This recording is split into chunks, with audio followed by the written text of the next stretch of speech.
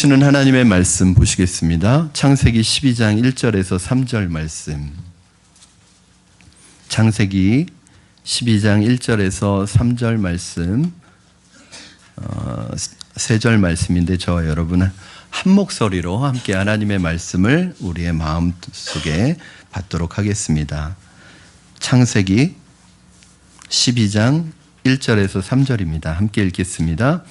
여호와께서 아브라함에게 이르시되 너는 너의 고향과 친척과 아버지의 집을 떠나 내가 내게 보여줄 땅으로 가라. 내가 너로 큰 민족을 이루고 내게 복을 주어 내 이름을 창대하게 하리니 너는 복이 될지라. 너를 축복하는 자에게는 내가 복을 내리고 너를 저주하는 자에게는 내가 저주하리니 땅의 모든 족속이 너로 말미암아 복을 얻을 것이라 하신지라. 아멘. 사고뭉치였고 말썽만 일으키고 문제아로 낙인 찍힌 한 소년이 있었습니다. 그 소년은 자신의 삶의 의미를 전혀 알지 못하고 그냥 하루하루를 살고 있었습니다. 그냥 그 소년에게는 하루의 삶이 아무 의미 없는 삶이었고 그냥 무미건조한 삶이었습니다. 이렇게 하루하루를 무미건조하게 의미 없이 살아가던 이 소년이 어느 날 한 유명한 코치의 눈에 띄게 되면서 문제아로 낙인 찍혔던 이 소년이 자신의 재능을 발견하게 되고 일약 세계적인 스타가 되었습니다. 이 소년에게 있어서는 사람들의 뇌리에 기억되어 있는 이 소년은 사고뭉치였고 문제아였고 말썽만 피우는 이 소년이었는데 어떤 한 사람에게는 그 소년을 알아볼 수 있는 잠재력을 알아볼 수 있는 이 눈이 있었던 거예요. 그 소년은 이 코치를 만난 후부터 그 인생이 새롭게 변화되고 달라졌습니다. 아마도 그의 인생에 있어서 이 코치 선생님을 만난 그 이후부터의 삶이 진정한 의미 있는 인생으로 바뀌어졌을 것입니다. 마찬가지로 여러분 어떤 사람이 인생을 살아갈 때 그 인생 전체가 똑같이 중요한 의미를 가지는 것은 아닙니다. 어떤 의미에서 사람들은 거의 대부분의 삶을 의미 없이 살아갈 때가 많습니다. 그런데 그렇게 살아가다 보니까 남들이 공부하니까 공부하고 남들이 직장생활 하니까 직장에 다니고 남들이 결혼하니까 결혼하는 거예요. 무슨 의미를 가지고 직장생활하고 의미를 가지고 공부하고 의미를 가지고 직장생활하는 것이 아니라 그냥 의미 없이 남들이 하니까 하다 보니까 직장생활이 행복하지 않습니다. 공부가 즐거울 리 없습니다. 결혼생활이 만족스러울 리 없습니다. 왜냐하면 그냥 남들이 하니까 한 거였기 때문에 그렇습니다. 여러분은 어떻습니까? 우리 역시 인생의 변화를 가져올 중요한 어떤 사건을 우리 인생 속에 경험하기 전까지는 우리의 삶이 그렇게 의미 없이 흘러간 시간들일 수밖에 없을 수도 있습니다. 그런데 여러분의 인생 속에 언젠가 누군가 중요한 사람을 만났던지 아니면 여러분 인생 속에 어떤 터닝 포인트가 이루어졌었던 그때를 한번 생각해 보시기 바랍니다. 아마 그 이후로 여러분의 인생은 새로워졌을 것입니다. 오늘 하나님께서 바로 우리에게 이렇게 찾아오셔서 우리의 인생을 새롭게 하시고 우리를 부르시는 이 사건이 오늘 본문에 기록되어 있습니다. 누구든지 하나님을 만나면 누구든지 예수 그리스도를 인생의 구주로 만나고 그 부르심에 순종하면 그 인생은 그대로 살아갈 수 있는 인생이 될 수 없습니다. 분명히 BC와 AD가 구분되어집니다. 인류의 역사는 BC와 AD로 나누어집니다. 기원 전과 기원 후로 나누어집니다. BC는 뭐예요? Before Christ입니다. 예수님이 오시는 기점으로 예수님 이전의 시대와 예수님이 오신 AD는 아노 도미네, 주후, 주님이 오신 이후입니다. 이렇게 인생의 역사의 분기점은 예수로 인해서 나누어진 것처럼 내 인생의 역사의 분기점도 예수님을 만난 시점으로 그리고 주님의 부르심을 받은 그 시점으로 인해서 이전과 이후로 나누어지게 되는 것이죠. 그리고 나서 우리 인생이 의미가 있어지고 새로워지는 것입니다. 180도 다른 인생을 살아가게 되는 것입니다. 그 결정적인 사건, 내 인생을 송두리째 변화시키는 사건, 내 인생을 전환시켜 새로운 세계로 살아가도록 만드는 그 사건이 바로 하나님이 우리를 부르시는 사건이고 하나님은 여러분을 지금까지 이렇게 부르셨다는 거예요.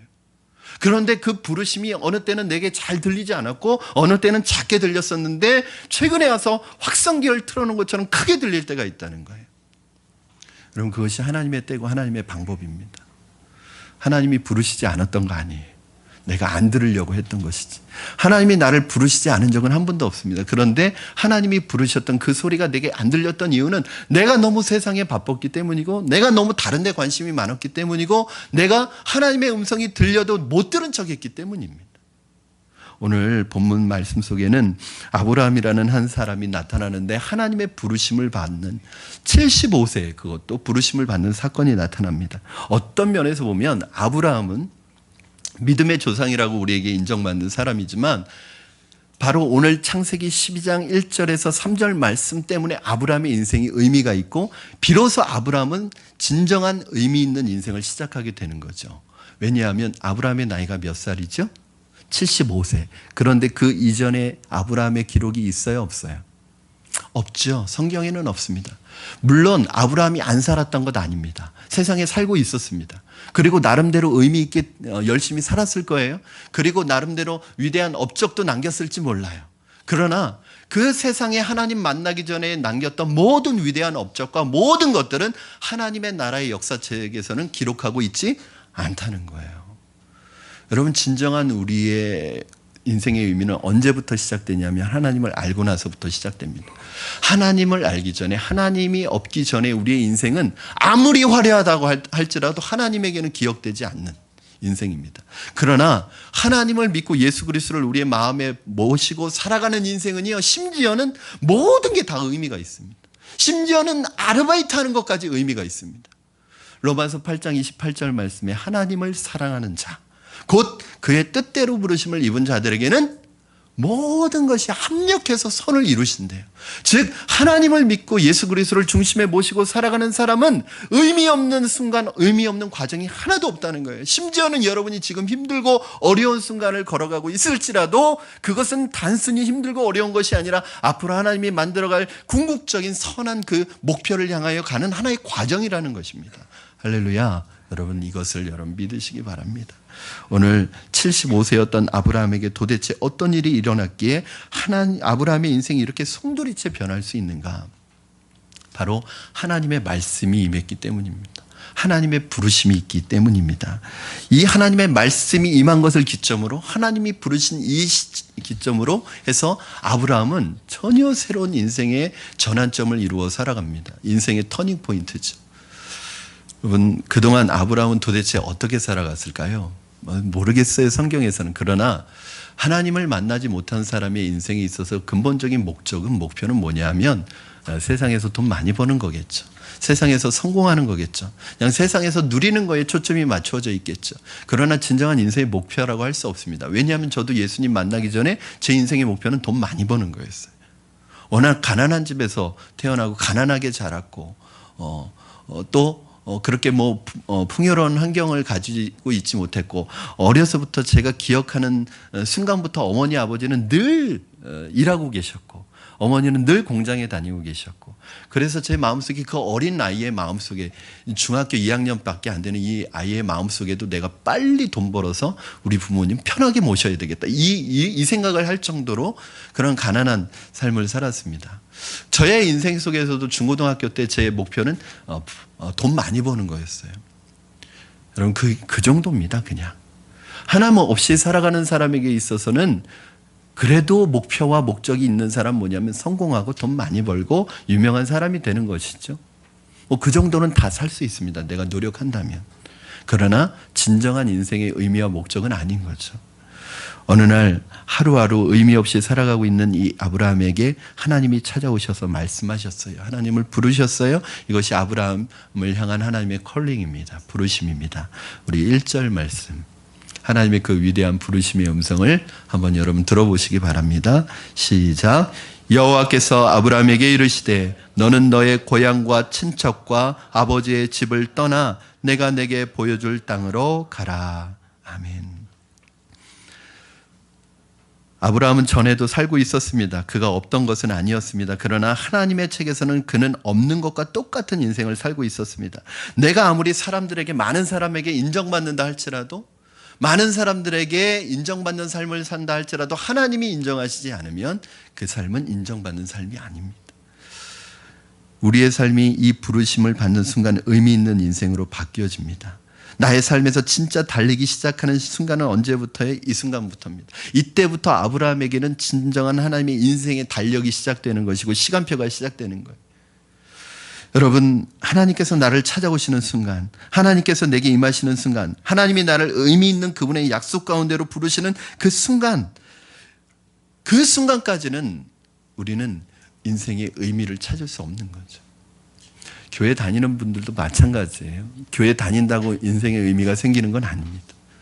그냥 습관처럼, 오늘도 혹시 성경책을 가지고 습관처럼 교회로 나오신 분 계십니까? 그리고 또 습관처럼 예배가 끝나면 그냥 그렇게 가시겠죠. 남들이 교회에 오니까 오실 수 있고 또 예배가 끝났으니까 그냥 가실 수 있습니다. 그러나 그 예배 속에서 예수님을 인격적으로 만나고 주님의 음성을 듣지 못한다면 예배에 아무리 많이 참석한다 할지라도 동일하게 의미 없는 인생을 살아갈 수밖에 없습니다. 여러분, 일이 주어지니까 그냥 열심히 삽니다. 그렇게 하다 보면 승진도 할 거예요. 그냥 나름대로 자신의 삶을 열심히 살아가다 보면 좋은 학교도 들어갈 것입니다. 그러나 하나님 앞에서 볼 때 공부 잘하는 사람과 못하는 사람 사이에는 본질적인 차이가 없습니다. 좋은 대학 다니는 사람과 그렇지 못한 사람 사이에는 본인들끼리는 큰 차이가 있을지 모르지만 하나님 앞에서는 근본적인 차이가 없습니다. 좋은 직장을 다니는 사람과 그렇지 못한 사람 사이에도 차이가 없습니다. 왜요? 하나님 만나지 못하면 다 헤매고 있는 거거든요. 다 방황하고 있는 것이거든요. 여러분, 어떤 제가 성경 공부 모임에 갔는데 그림 하나를 딱 한 컷을 보여줘요. 그 컷이 뭐냐면 아주 멋있는 배였습니다. 아주 화려하게 치장되어 있는 배였습니다. 묻더라고. 이 배가 표류선인가 아니면 여객선인가 묻더라고요. 근데 그 그림만 봐서는 알 수가 없는 거예요. 왜냐하면 그 그림에 있는 배가 아무리 화려하고 멋있어도 목적지가 없으면 표류선이죠. 그러나 아무리 배가 보잘것없어 보여도 목적지를 향해 가고 있으면 표류하고 있는 게 아니죠. 우리의 인생도 겉으로 볼 때 아무리 화려해 보인다 할지라도, 세상 사람들이 볼 때 아무리 유명하다 할지라도, 세상 사람들이 볼 때 다 이룬 것 같아 보일지라도 목적이 없는 인생을 살아가는 사람은 방황하고 있는 거예요. 똑같은 거예요. 사랑하는 여러분, 이러한 사람에게 인생의 아침이 찾아옵니다. 하나님이 아브라함을 부르셨듯이 오늘 여러분을 부르고 계십니다. 여러분을 향하여 지금 있는 곳을 떠나라. 그렇다고 내일 당장 다 떠나시면 안 됩니다.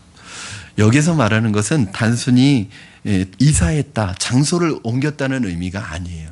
여러분, 오늘 하나님께서 뭐라고 말씀하시죠? 너는 너의 본토, 친척, 아버지 집을 떠나라. 여러분, 본토, 친척, 아버지 집, 여기가요 고향입니다. 여기서 몇 년을 살았어요? 75년을 살았습니다. 여러분, 75년 동안 그곳에서 살았으면 거기에 모든 게 다 있는 거예요.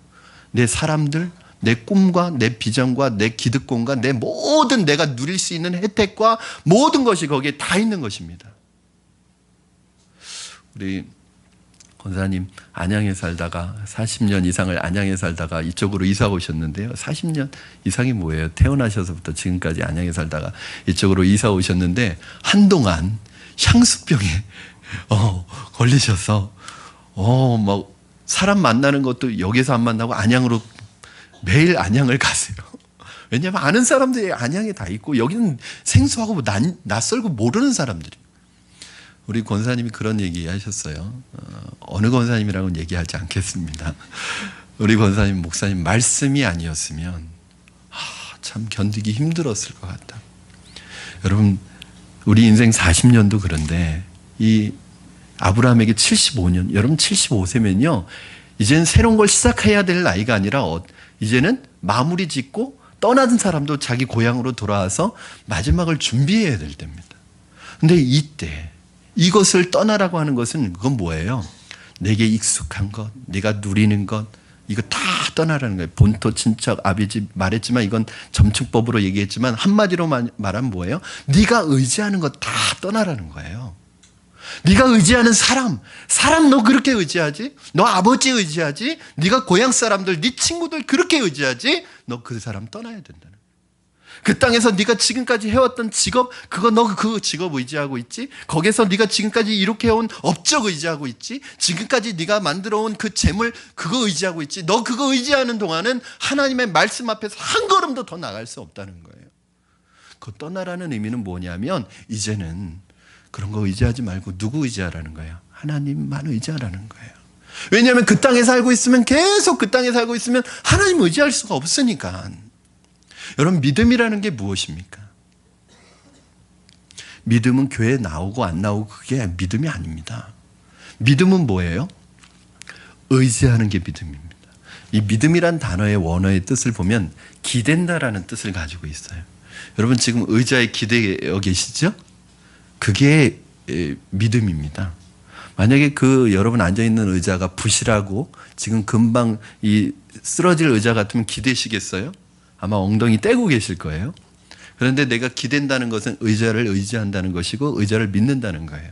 즉 여러분, 믿음이라는 건 뭐냐면 하나님을 의지하는 거예요. 하나님께 기대는 거예요. 사람 기대지 않고, 물질에 의지하지 않고, 환경에 의지하지 않고, 내 학벌에 의지하지 않고, 내 배경 의지하지 않고, 내가 그동안 이루어놓은 업적 의지하지 않고 오직 하나님만 의지하는 것, 이게 바로 믿음입니다. 하나님께서 오늘 아브라함을 여기로 부르시는 거예요. 여러분, 세상에 나가보면 참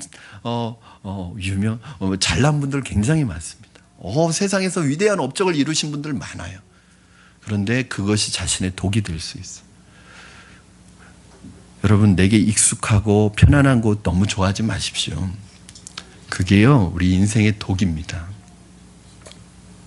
먹고 살만해지면 이제 편안해지죠. 그러면 어떻게 되냐면 삶에 안주해버립니다. 여러분, 돈 많이 버는 게 내 인생의 목적인 사람, 성공하는 게 내 인생의 목적인 사람, 돈 많이 벌고 성공하면 그 다음부터 뭐예요? 타락하기 시작합니다. 왜냐하면 인생의 목적이 없어졌으니까. 제일 어려운 게 바로 안주하는 거예요. 안주하는 거, 삶에. 이제 됐다. 여러분, 우리는 주님 나라 가는 그날까지요, 계속 나그네의 길을 살고 있고 계속 영적 전쟁을 싸우고 있는 군인입니다. 전에도 한번 우스갯소리로 예화를 드린 적이 있어요. 개구리 죽이기. 개구리 죽이는 방법. 여러분, 이 펄펄 끓는 물에요, 개구리를 던지면 얘가 반사적으로 튕겨나갑니다. 뜨거운 물에. 그런데요, 개구리를 찬물에 일단 넣어놓고 거기에서 헤엄을 치게 만든 다음에 불을 서서히 따뜻하게 만들면 얘가요, 이거 따뜻해서 좋네, 이렇게 몸 풀고 거기에서 이렇게 누워 있다가 목욕하다가 그냥 익어버린다는 거예요.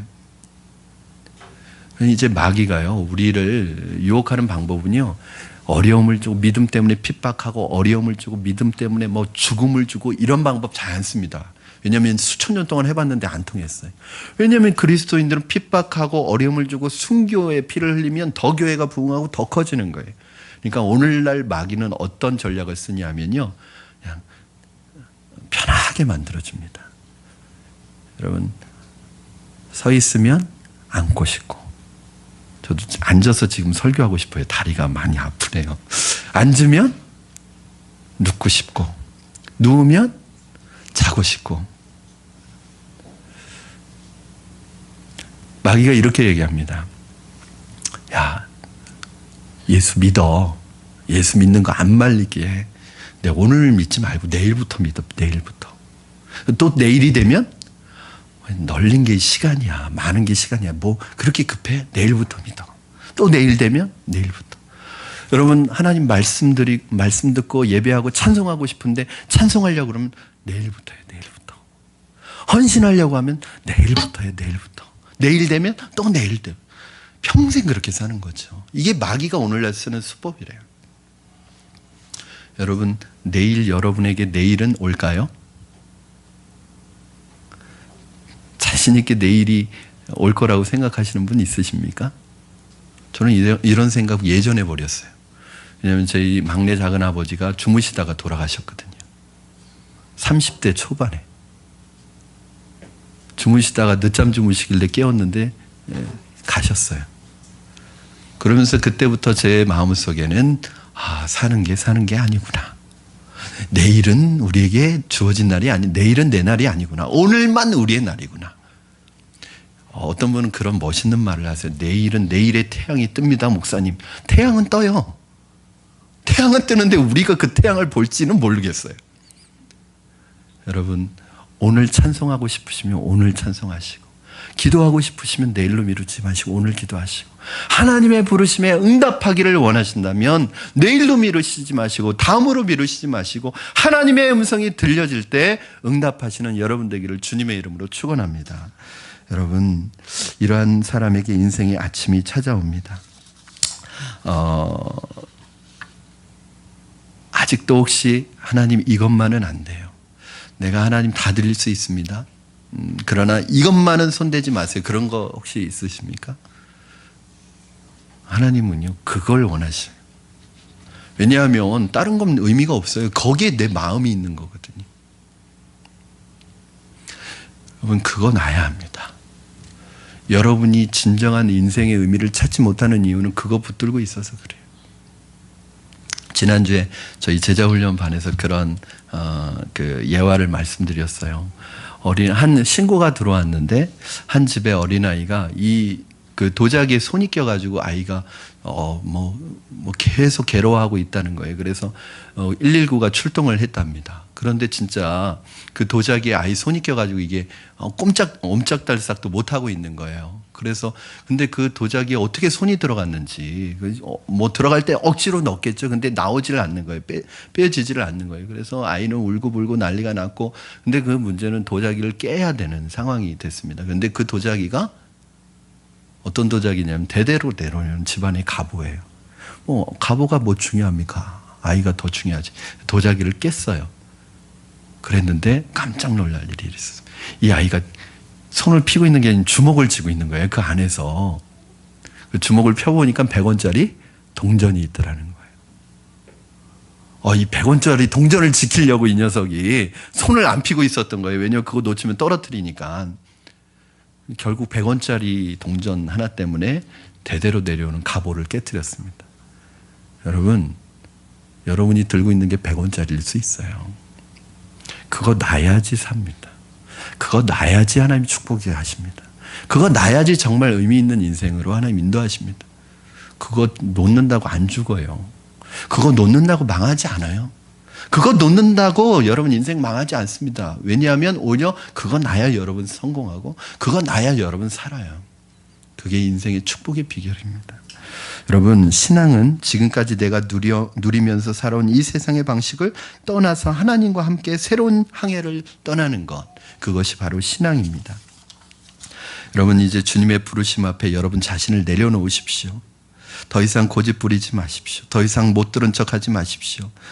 오늘 주님께서 이렇게 말씀하십니다. 네가 이 세상에 붙들고 있는 것들을 완전히 버리지 않는 이상 절대로 너는 말씀을 의지해서 한 걸음도 나아갈 수 없다. 너는 내가 정말 너를 축복하고 싶고 너를 정말 사용하고 싶은데 네가 그거 붙들고 있는 한 난 너를 축복할 수가 없다. 너를 사용할 수가 없다. 떠나라. 버려라. 놔라. 지금 이 말씀하고 계시는 거예요. 오늘 이 말씀을 단순히 이사 가라 그런 말씀으로 해석하시고 내일 이사 준비하시면 안 됩니다. 이상하게 제가 이 말씀을 몇 번 전했는데요. 목사님, 직장을 그만두라는 말씀인가요? 이렇게 말씀하시는. 아니요, 지금 직장 그만두라는 얘기가 아니에요. 오히려 이 말씀의 은혜를 경험하면요, 내가 직장 안에서 있는 위치가 낮아도 내 자존감이 높아집니다.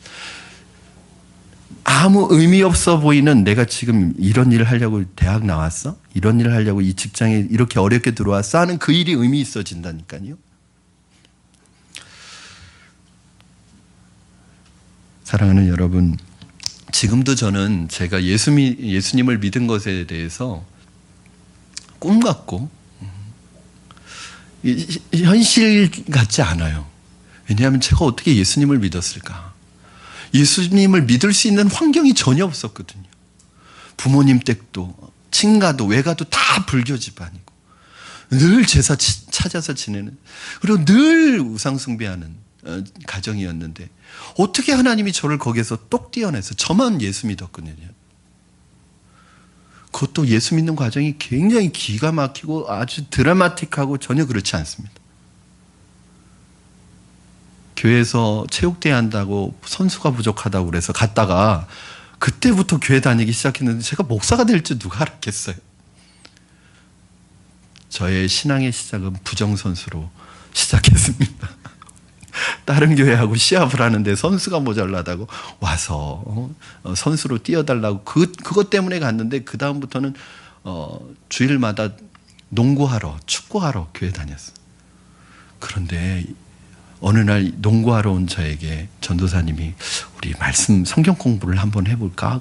그 성경 공부하면서 예수님을 만나고요. 하나님을 인격적으로 체험하고 지금 오늘 제가 목사가 됐습니다. 만약에 저 그런 생각 많이 합니다. 하나님, 제가 지금 예수님 안 믿고 목사가 안 됐으면, 아니 목사는 둘째치고 예수님을 안 믿었으면 제가 어디서 뭐 하고 있을까요 지금? 상상이 안 갑니다. 잘 살아봤자 돈 많이 버는 직장인. 직장인이 돈 많이 벌 수는 없겠죠. 그 정도겠죠. 아니면 저는 워낙 환경이, 제 주변 환경이 안 좋았으니까 동네도 흔히 말하는 달동네, 달하고 가까운 동네. 저희 집이 한 지붕 세 가족이었거든요. 지붕 아래 세 가구가 살아요. 울타리도 없는 집, 화장실은 저만큼 떨어져 있는 집. 그리고 그런 공부, 여러분 죄송하지만 전 어린 시절에 공부 하나도 안 했습니다. 늘 들로 산으로 놀러 다니면서 민물 고기 잡으러 다니고, 공부라는 것도 안 했고, 오히려 안 좋은 환경 속에서 잘못 삐뚤어 나갔으면 한없이 삐뚤어 나갈 수 있는 상황이었는데 하나님이 저를 불러주셔서 오늘 목사를 만들어주신 이 생각하면요, 너무 감사한 거예요. 중요한 건 그 하나님의 부르심에 제가 분별력이 없었는데도 하나님의 은혜로 순종하며 살아올 수 있었던 것은 하나님의 부르심이 있었기 때문입니다. 사랑하는 여러분, 오늘 이 예수님을 여러분 만나시기를 주님의 이름으로 축원합니다. 시편 23편 1절 말씀, 여호와는 나의 목자시니 내게 부족함이 없으리로다. 만약에 여러분 주님을 만나면, 저는 예수님 만나고 나서 이 세상에서 제 가슴을 채워주는, 만족시킬 수 있는 것 아무것도 발견 못했습니다. 예수님 외에는. 만약에 저에게 목사 말고 다른 일 하라, 아니면 예수님 믿기 전으로 돌아가라, 전 안 사는 게 낫습니다. 그만큼 저에게는 예수님 만나고 나서 이 세상에 제 가슴을 뜨겁게 하는 것도 없고요, 만족시키는 것도 없어졌어요. 오직 주님 한 분 외에는 저를 뜨겁게 하고 열정을 품게 하고 살맛 나게 하는 건 없습니다. 저는 여러분에게도 주님 한 분만으로 만족하실 수 있기를 주님의 이름으로 축원합니다. 주님도 필요하지만 이것도 필요하고 그런 말씀하지 마시고요. 주님도 필요하지만 통장에 잔고는 남겨두고 이런 말씀하지 마시고, 여러분이 만약에 주님보다 사람으로 더 만족한다면 신앙이 아닙니다. 여러분이 만약에 주님보다, 주님의 공급하심보다 내가 준비해 놓은 내 노후와 내가 준비해 놓은 적금과 내가 준비해 놓은 통장의 잔고가 나를 만족시키고 안심하게 한다면 여러분 한번 우리 신앙 다시 점검해 봐야 합니다. 여러분, 이 시간에 무엇 때문에 머뭇거리고 계십니까? 부르심 앞에 무엇 때문에 갈등하고 계십니까? 이 시간 여러분 결단하시기 바랍니다. 이 시간 여러분이 그토록 포기하지 못하는 그것을 내려놓으시기 바랍니다. 하나님께 내려놓는 순간 여러분 새로운 약속의 땅을 향한 믿음의 발걸음을 내딛게 되는 것입니다. 여러분이 그 포기할 수 없는 그것, 여러분의 생명과도 같은 그것을 포기하면 하나님께서 우리를 망하게 하시지 않는다는 거예요. 우리의 문제는 뭐냐면, 우리가 하나님 앞에 헌신하고 하나님 앞에 드리고 하나님의 부르심에 응답하면 꼭 망할 것 같고, 우리 다 선교사 돼야 될 것 같고, 다 목사 돼야 될 것 같고, 막 다 그렇게 쓰실 것 같은 불안한 마음이 있는, 걱정하지 마세요. 여러분, 아무나 선교사로 쓰시지 않습니다. 아무나 목사로 쓰시지 않습니다. 다 우리의 분량에 맞게, 우리의 부르심에 맞게 쓰시는 거예요. 어떤 집사님, 남자 집사님 제가 쫓아다니면서 성경 공부하자고 그러거든요. 집사님 성경 공부 하실래요? 집사님 제자훈련 하실래요? 집사님 성경대학 하실래요? 근데 이 집사님이 항상 하시는 말씀이, 은혜 받기 두려워가지고, 은혜 받을까봐 무섭대요. 걱정하지 마세요. 그것도 하나님의 때가 있고 하나님의 방법이 있는 거예요. 은혜 받으면 좋죠. 왜 은혜 받을까봐 두려워하세요? 은혜 받으면 선교사 되실까봐요. 은혜 받으시면 예수님이 그 관원에게 얘기하셨던 것처럼 너 돈 다 재물 팔아버리고 나를 쫓으라 그러실까 봐요? 아니에요. 걱정하지 마세요. 그러나 우리의 마음을 하나님 앞에 내려놓으면 하나님께서 우리를 망하게 하시는 것이 아니라 우리의 수준 정도로밖에 살아갈 수 없는 우리 인생을 플러스 알파의 은혜를 통해서 하나님을 만나지 않은 사람이 가장 잘 사는 방법은 그냥 자기 앞가림하면서 평범하게 살면 잘 사는 거지만 정말 주님께 내 삶을 부르심에 응답한 사람은요, 내 수준을 뛰어넘어서 나 자신을 위해 살아가는 게 아니라 수많은 사람들에게 선한 믿음의 영향력을 미치며 살아가는 사람이 되게 하십니다. 오늘 그 말씀이 2절 3절 말씀이에요. 여러분 같이 한번 읽어보시겠습니다. 시작.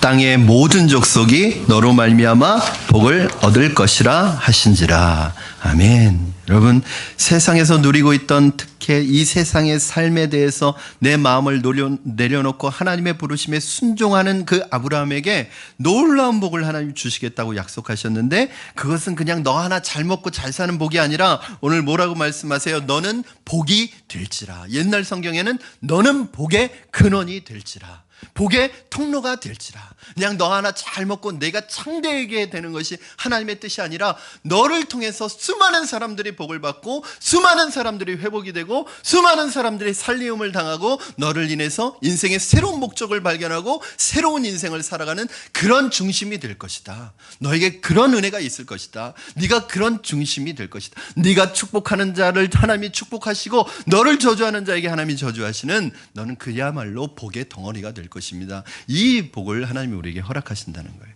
여러분, 우리 오전 예배 때 보통 20-30명 예배 드리시고 오후 예배 때 한 50명, 40-50명 예배 50명 정도 드리시는 것 같아요. 그런데 여러분, 굉장히 우리 교회가 작잖아요. 그렇지만 저는 여러분들을 작게 보지 않습니다. 여러분, 결코 이 인원이요 작은 인원이 아니에요. 저는 한 5만 명은 돼 보입니다.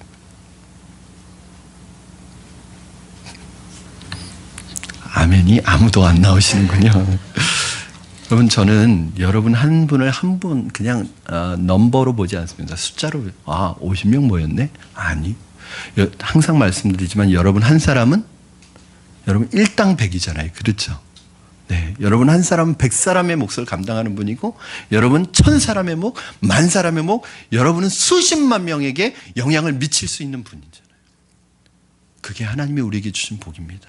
세상의 복은 뭐예요? 그냥 건강하고 장수하고 돈 많이 벌고 그래서 잘 먹고 잘 사는 게, 이게 세상의 복입니다.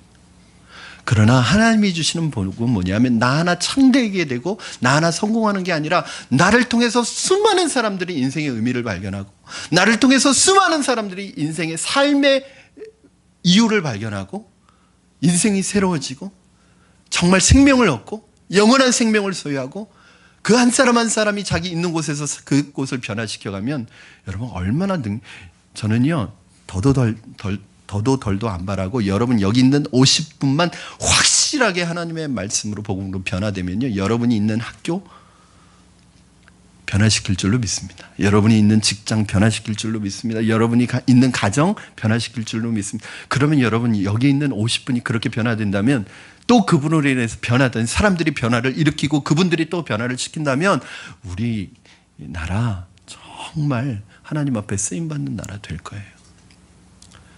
오늘 이 아브라함에게 주신 복이 저에게뿐만 아니라 여러분에게 임하기를 주님의 이름으로 축원합니다. 말씀을 정리합니다. 여러분, 요셉은 가는 곳마다 복을 받은 사람입니다. 그래서 요셉을 복의 통로라고 얘기하죠. 요셉은 억울하게 형들에게 팔려가지고 종살이를 합니다. 종으로 있지만 그 종으로 그 가정에 가니까 그 집이 복을 받는 거예요. 억울한 누명을 쓰고 감옥에 갔는데 그 감옥에서도 그 요셉을 만나는 사람들이 복을 받는 거예요. 그러니까 이 사람들이 하나님을 안 믿는 사람들이라도 요셉을 보면서 야, 너 하나님이 함께 하시는 사람이야. 저는 우리를 보면서 안 믿는 분들이 당신을 보니까 정말 하나님이 계신 것 같아. 이런 고백이 있기를 바랍니다.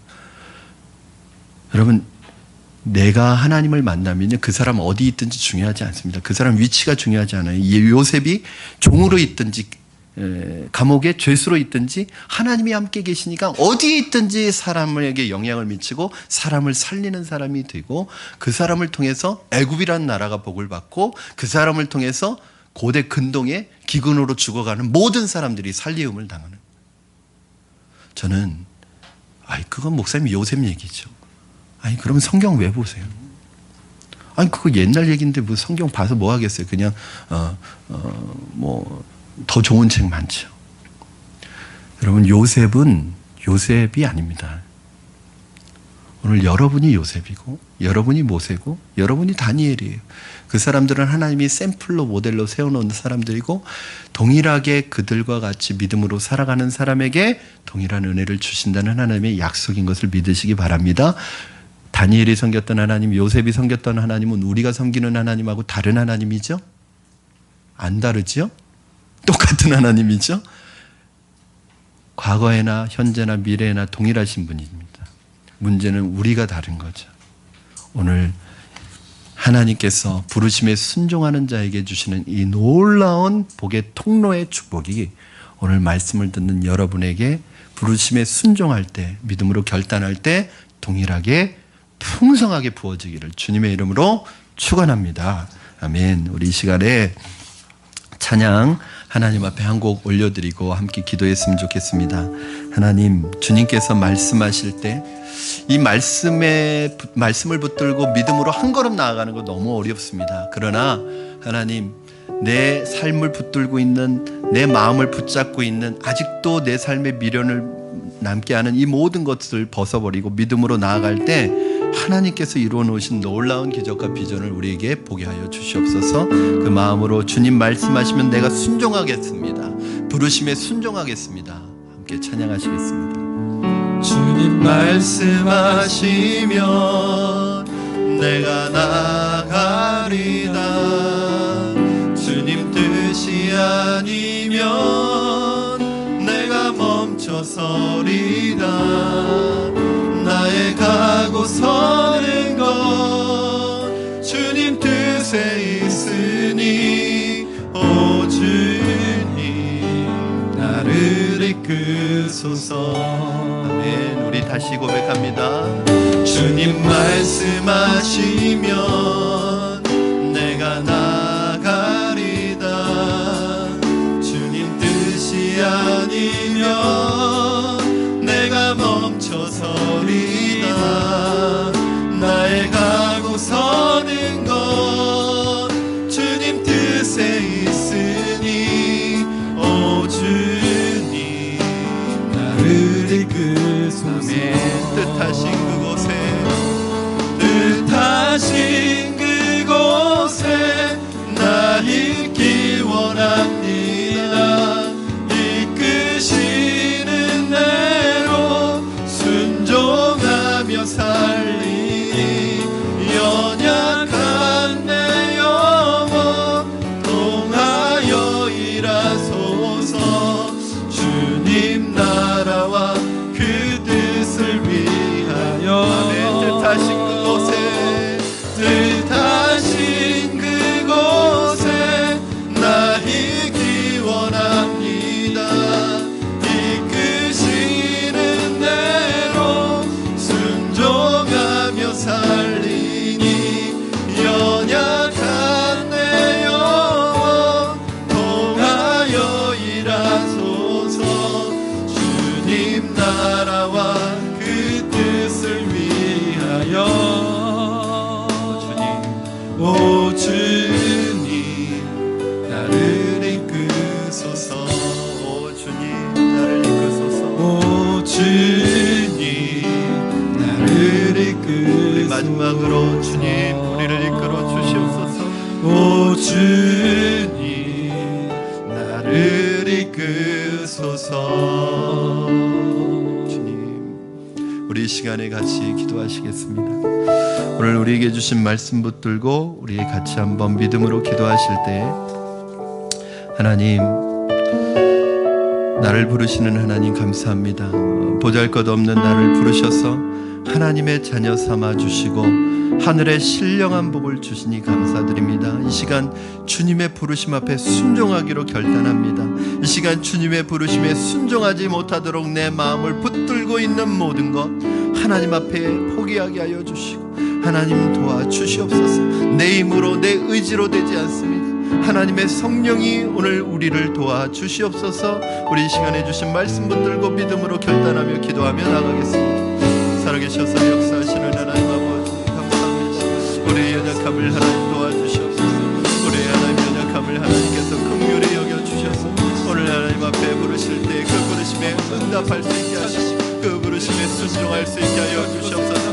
하나님의 부르심 앞에 하나님 아버지 나아가지 못하게 하는 모든 것들 하나님 내가 아직도 붙들고 있는 내 모든 것들 하나님 나의 본토 친척 아버지의 집 하나님 내가 의지하고 있는 모든 것들 이 시간에 내려놓게 하여 주시옵소서. 아직도 내 마음을 붙들고 있는 것들 내려놓게 하여 주시옵소서. 아버지 우리를 새롭게 하여 주시옵소서. 주님의 말씀으로 새롭게 하여 주시고 주님 앞에 순종할 때 하나님이 주신 하늘나라의 하나님 약속된 그 놀라운 복의 통로의 역할을 감당하는 귀한 믿음으로 우리를 불러주시옵소서. 살아계신 하나님 아버지 감사합니다. 하나님의 부르심이 있었기 때문에 오늘 우리가 여기에 있는 줄로 믿습니다. 하나님 그 부르신 하나님의 은혜에 감사해서 하나님 우리의 삶을 주님 앞에 드리기를 원합니다. 하나님 더 이상 내가 내 인생의 주인 노릇하지 않게 하시고 내가 내 인생의 왕 노릇하지 않게 하여 주시고 하나님을 내 인생의 주인으로 모시고 그 주님이 인도하시는 대로 인도함을 받게 하여 주시옵소서. 하나님 내 의지로 내 노력으로 복을 이루어 가려고 하지 않게 하여 주시고 하나님이 열어주시는 복의 통로가 되게 하여 주시고 하나님이 부어주시는 복의 사람 되도록 우리를 축복하여 주시옵소서. 이 시간 하나님 주님 앞에 아직도 나아가지 못하게 하는 하나님 그 무엇이 있다면 아직도 내 마음에 붙들고 있는 그래서 주님의 부르심에 순종하지 못하게 하는 하나님 모든 것들 이 시간은 주님 앞에 다 내려놓사오니 하나님 우리를 새롭게 하여 주시고 우리 인생이 오늘 하나님 이 시간을 시작으로 하여 새로운 인생의 스타트 포인트가 하나님 우리의 인생 가운데 이루어질 수 있도록 축복하여 주시옵소서. 감사하며 예수님의 이름으로 기도드립니다. 아멘.